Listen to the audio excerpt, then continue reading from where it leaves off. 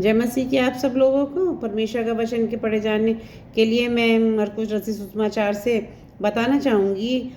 उसका 10वें अध्याय में उसका 17वें पद में लिखा है, जिस तरह से एक मनुष्य प्रभु यीशु मसीह के पास दौड़ कर आया और उसने प्रभु यीशु मसीह के पास घुटने टेक कर उससे कहा, हे उत्तम गुरु, मैं अनंत जीवन पाने के लिए क्या करूं?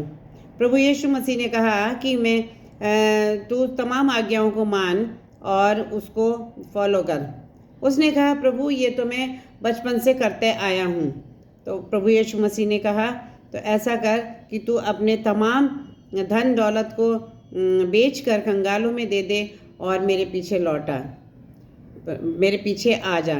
तो जब वो उसके पीछे जाने के लिए राजी नहीं हुआ, क्योंकि उसके पास बहुत धन था और वो उदास होकर चला गया।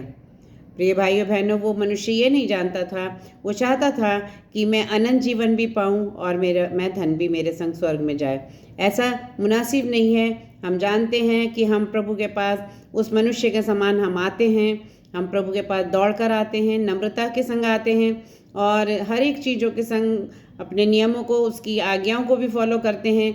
लेकिन ऐसा तो नहीं है कि कहीं हम अपने जीवन में जो बातें हैं, जो धन है, जो दौलत है, उसके अहम में अपने जीवन को व्यतीत करने हैं।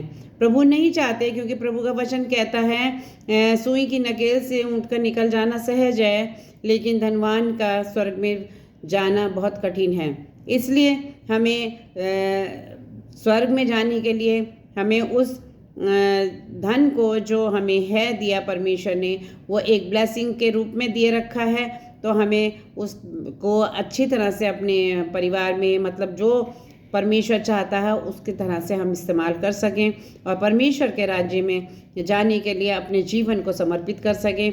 कहीं ऐसा तो नहीं कि हमारा जीवन उस धन और दौलत पे ध्यान लगाए हुए हैं, क्योंकि हमें परमेश्वर का वचन भी कहता है कि वहाँ का धन इकट्ठा करो जहाँ तुम्हारा कीड़ा नहीं लगता और जहाँ घुन नहीं लगता। परमेश्वर चाहता है कि हम स्वर्गीय धनों की खोज में रहें और परमेश्वर के राज्य के अधिकारी बने। परमेश्वर के इस वचन के अनुसार प्रभु आप सबको आशीष दे, बरकत दे। आमीन।